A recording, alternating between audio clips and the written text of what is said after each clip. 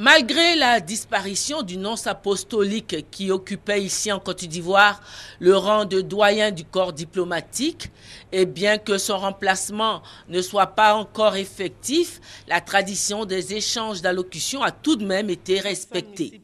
C'est l'ambassadeur de la RDC, son Excellence Isabelle Iboula Ngangeli, qui, en qualité de doyenne par intérim du corps diplomatique, s'est acquittée du discours d'usage délivré traditionnellement par le doyen du corps diplomatique.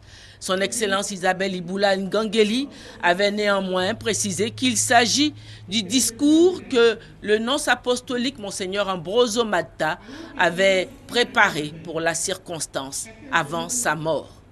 C'est une note d'encouragement au président de la République Alassane Ouattara et d'espoir en un avenir radieux pour la Côte d'Ivoire que le défunt nonce apostolique, témoin de la vie quotidienne des Ivoiriens, a écrit.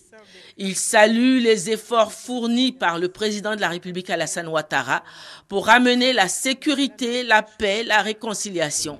Et il appelle chaque Ivoirien à faire preuve de bonne foi pour que la réalisation de la réconciliation soit effective. Monsieur le Président de la République, nous voulons vous inviter, au sein de cette nouvelle année, à toujours garder espoir. Votre ambition n'est-elle pas de faire de la Côte d'Ivoire un pays émergent d'ici l'an 2020? Nous voulons à ces propos vous adresser notre profond encouragement pour tous les efforts fournis en vue de la sécurité, de la paix, de la réconciliation et de la croissance économique de votre pays. Grâce à vos différents voyages hors du pays, vous avez non seulement permis à la Côte d'Ivoire de retrouver progressivement sa place dans les concerts des nations, mais vous avez aussi convaincu beaucoup d'investisseurs étrangers à venir pour un partenariat dans ces pays d'hospitalité. Le président de la République a exprimé sa satisfaction pour les acquis en matière de sécurité et de normalisation de la situation au plan intérieur au cours de l'année qui s'est achevée. Il a souligné l'aspiration de la grande majorité des Ivoiriens à la réconciliation.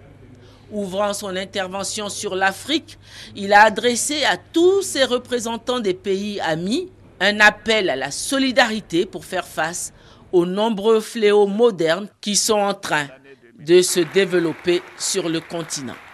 L'année 2013 verra la Côte d'Ivoire appeler à nouveau l'attention du monde sur la nécessité d'une intervention rapide au Mali afin d'aider ce pays frère à recouvrer son intégrité territoriale et à rétablir l'ordre constitutionnel et la démocratie indispensable à son développement.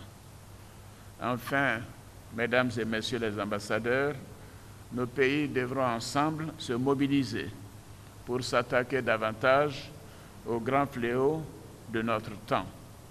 Je pense à la lutte contre la criminalité transnationale organisée et notamment au développement de la production et du commerce de la drogue.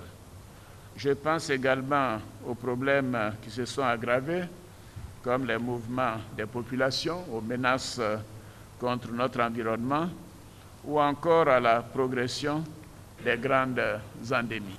Je vous prie de bien vouloir transmettre à vos chefs d'État et souverains respectifs tous mes vœux de santé, de paix et de prospérité.